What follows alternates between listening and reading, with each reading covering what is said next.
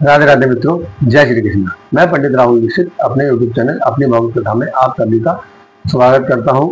उम्मीद करता हूं कि स्वस्थ होंगे, मस्त होंगे।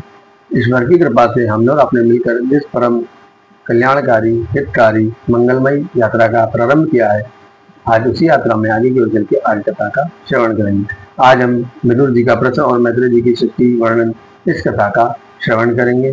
सर्वप्रथम हम भगवान की स्तुति करेंगे, तत्पश्चात कथा का श्रवण करेंगे। चलिए आइए चलते हैं भगवान की स्तुति की ओर। वक्रतुंड महाकाय सूर्यकोटि समप्रभा निर्विघ्नं कुरु मदेव सर्वकार्येषु सर्वदा। गुरुर्ब्रह्मा गुरुर्विष्णु गुरुर्देवो महेश्वरा गुरुर्साक्षात् परं ब्रह्म तस्मै श्री गुरुवे नमः। ओम नमो भगवते वासुदेवाय नमः। सच्चिदानंद रूपाय विश्वोत्पत्त्यादि हेतवे तापत्रय विनाशाय श्री कृष्णाय वयं नमः। सच्चिदानंद स्वरूप भगवान श्री कृष्ण जी को हम नमस्कार करते हैं, जो जगत की उत्पत्ति, स्थिति, प्रलय के हेतु तथा आध्यात्मिक, आदिदैविक और आदिभौतिक और 3 प्रकार के पाप, कायिक, वाचिक, मानसिक, इन सब का नाश करने वाले हैं। ऐसे भगवान श्री कृष्ण जी की हम शरण को ग्रहण करते हैं और उनके चरणों में बारंबार प्रणाम करते हैं। आइए चलते हैं कथा की ओर। सर्वप्रथम भगवान श्री कृष्ण जी को हम प्रणाम करते हैं और उनका ध्यान करते हैं और उनको अपने चित्त में स्थापित करते हैं। और तत्पश्चात व्यास नंदन श्री सुखदेव मुनि जी को हम प्रणाम करते हैं और उनका ध्यान करते हैं।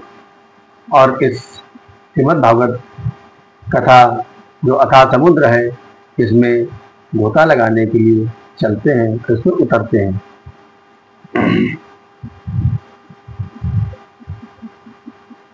वारिहुन्नदार्शवा गुरुणां मैत्रया मासीनमागाद बोधं सत्तोपसत्याच्युत भावशुधा पाप्रच्छ सौशील्य गुणाभित्रवता। श्री सुखदेव मुनि जी ने कहा, परम ज्ञानी मैत्रेय मुनि जी गंगा तट पर हरिद्वार क्षेत्र में विराजमान थे। विदुर जी ने वहीं पर जाकर उनके साधु स्वभाव से आप्यायित होकर उनसे पूछा, भगवान, जगत में सब लोग सुख के लिए कर्म करते हैं, किंतु सुख तो प्राप्त होता ही नहीं, अपितु दुख की वृद्धि ही होती रहती है। फिर मनुष्य को क्या करना चाहिए? आप कृपा करके मुझे बताइए, जिससे संसारी लोगों का कल्याण हो। सुखाय कर्माणि करोतु लोकोनाते दुखम वन्यदुपारमं वा विन्दयेत भूये तत एव दुखम यदत्र युक्तं भगवान वदेन्दना।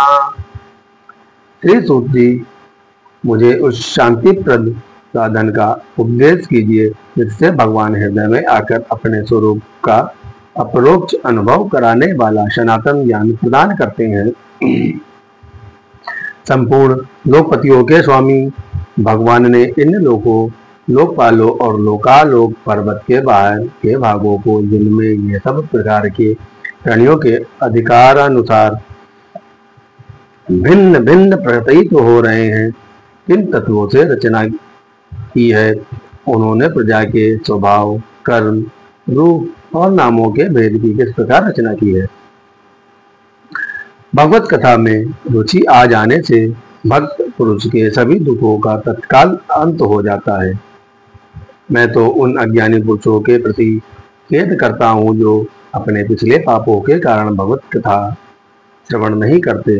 उनका अमूल्य जीवन, वाणी, देह और मन, ये सब व्यर्थ वाद विवाद, व्यर्थ चेष्टा और व्यर्थ चिंतन में ही बीत रहा है। ताच्छो चयोशो चान्य विदो नो सोचे हरे काथयां विमुखान गेन क्षिणोति देवो निमेषस्तु येषा मायोवृता वाद जगते स्मृति नाम।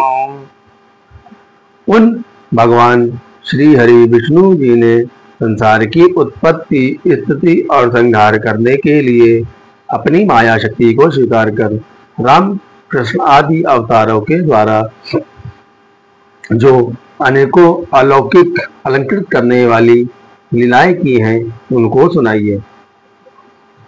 सा विश्व जन्म स्थिति संयमार्थे कृतावतारा प्रगृहीत शक्ति चकार कर्माण्यति पुरुषायणी ज्ञानेश्वरा कीर्तयनानि मायम। इस प्रकार जीवों के कल्याण के लिए विदुर जी द्वारा किए गए प्रश्न को सुनकर मुनि श्रेष्ठ श्री मैत्रेय जी प्रसन्नता पूर्वक कहने लगे, विदुर जी आप श्री व्यास जी के और पुत्र हैं, यम के अवतार हैं। मांडव्य ऋषि का शाप होने के कारण आपने श्री व्यास के वीर से उनके भाई विचित्र वीर की भोग पत्नी दासी के गर्भ से जन्म लिया है। आप सर्वदा भगवान और उनके भक्तों को अत्यंत प्रिय हैं, इसलिए भगवान स्वधाम पदार्थे समय मुझे आपको ज्ञानोपदेश करने की आज्ञा दे गए हैं।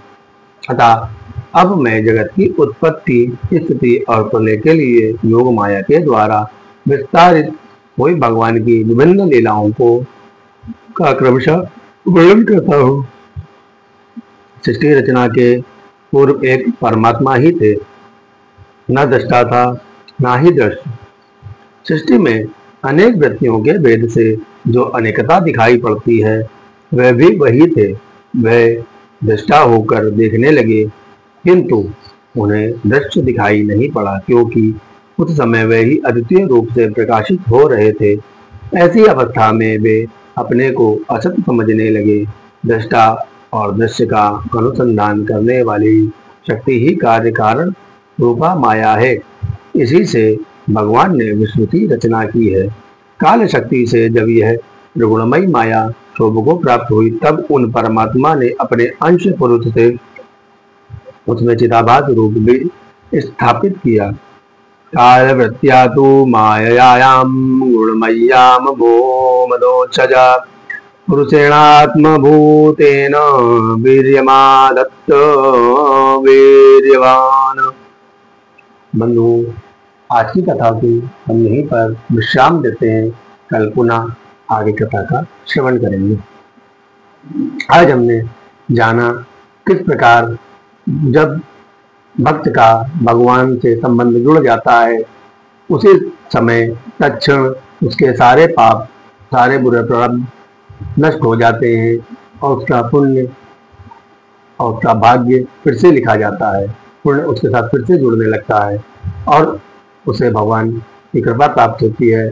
और कुछ ऐसे महापापी भी होते हैं जो उनके पाप इतने अधिक होते हैं कि उनको भगवान श्री कृष्ण की या ईश्वर की कथा, आध्यात्मिक बातें अच्छी ही नहीं लगती। उनके मन में इतना पाप है, पाप के कारण इतना मन मलिन हो चुका है कि भगवत प्राप्ति उन्हें अच्छी ही नहीं लगती, क्योंकि उन्हें अपने कर्मों का दंड भोगना है। अपने प्रारब्ध के अनुसार जो उनके भाग्य में दुख है उसको भोगना है। इसलिए ईश्वर की बातें उन्हें समझ में ही नहीं आती हैं। ईश्वर के प्रति उनका मन स्थापित नहीं हो पाता, उनमें मन नहीं लगता, चित्त उसमें नहीं लग पाता।